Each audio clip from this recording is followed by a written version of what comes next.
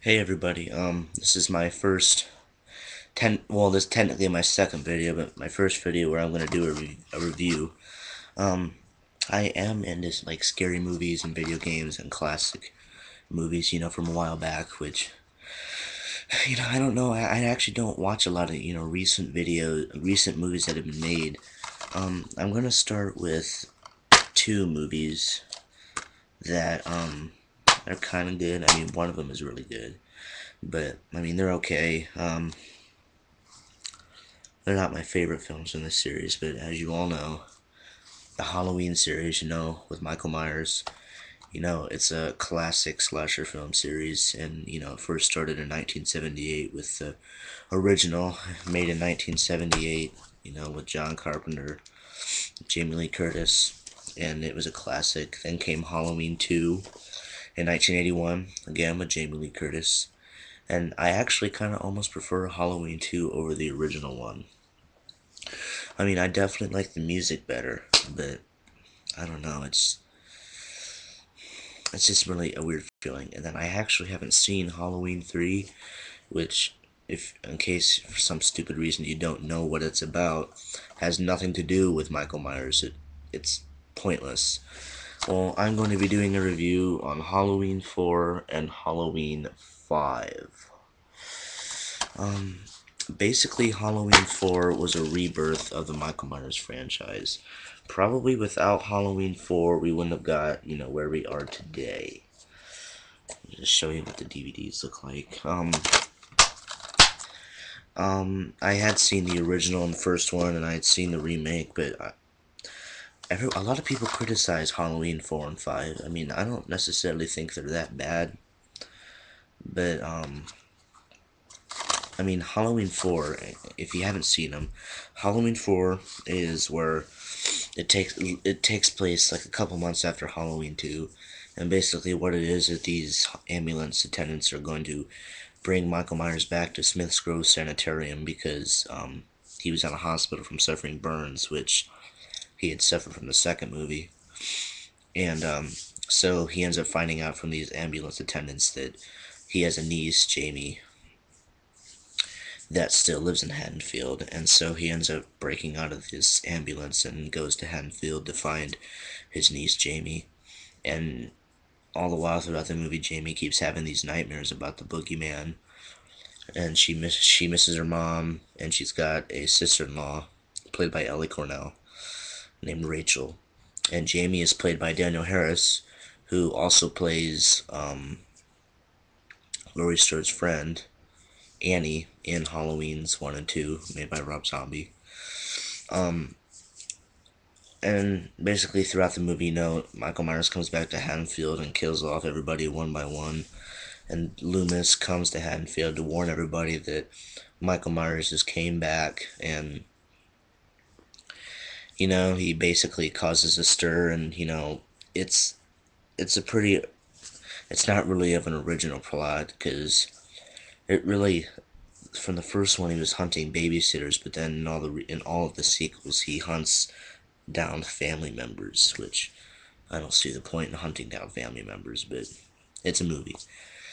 And so in the end, Michael Myers ends up, thinking he has him trapped in a corner, and the policemen end up gunning down Michael Myers in this street, or in this cemetery, sorry, and he dies, and that's Halloween 4.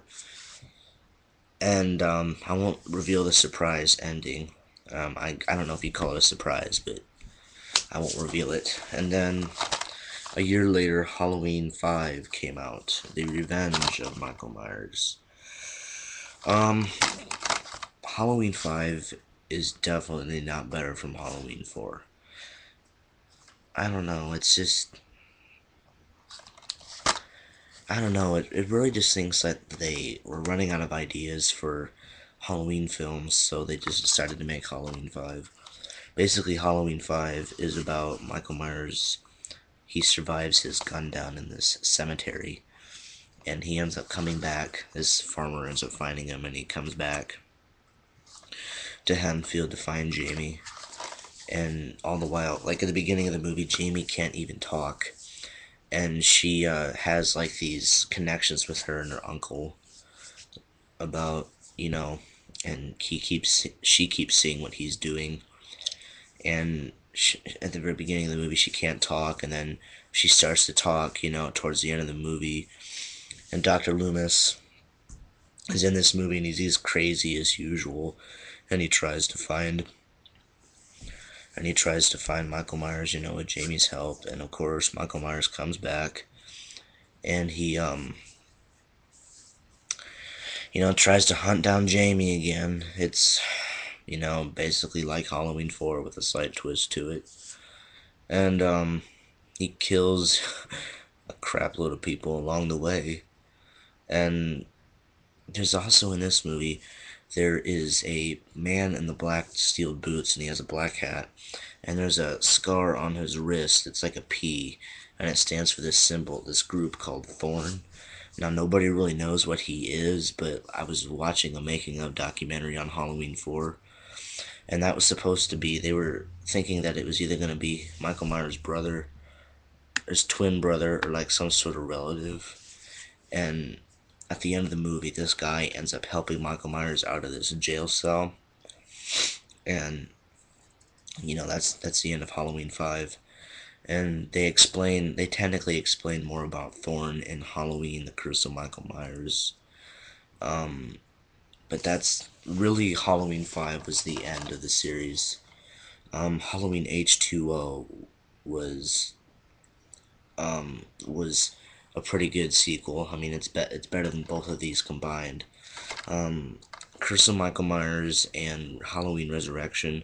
Halloween Resurrection, I don't even know why it was made. That was just a cheap sequel that they decided to make right off the bat, because they're just to cash in on the franchise. I really don't know why it was made. It was a stupid idea for a sequel. Maybe I'll talk about that one later in another review. But overall, these movies were okay. I recommend Halloween 4 over Halloween 5. But Halloween 5 is still a good one to watch every now and then. There's some good death scenes. And I want to talk about some things that I hate about both of these movies. You notice how on the cover of both films they have the original Michael Myers mask on the cover?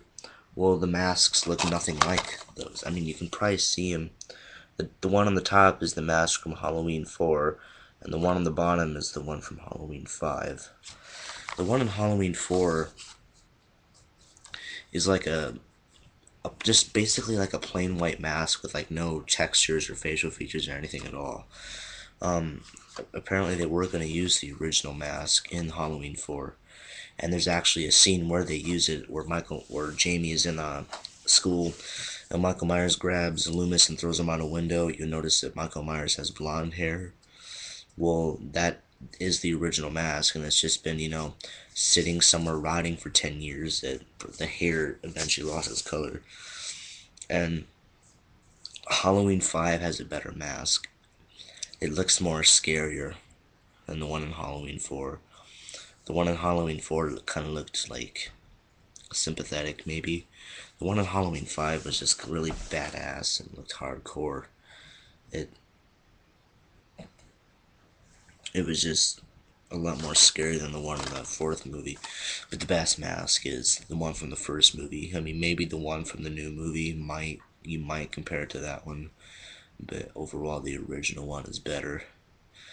But again, overall, I give Halloween 4 8 out of 10 because some things in this movie could have been done better.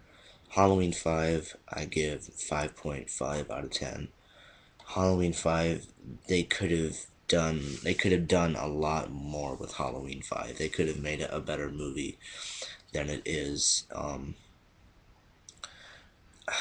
mean, I actually was disappointed with Halloween 5 after I saw it. But like with every horror film franchise, like Nightmare on Elm Street or Friday the 13th or Hellraiser or Texas Chainsaw Massacre, the sequels really just kept getting bad and bad and bad and way off the plot. I mean, Halloween 4 and 5 are no exception to that rule. But thanks for watching my first review. Um, I I'm not necessarily sure what I'm going to do my next review on, but I'll keep you posted.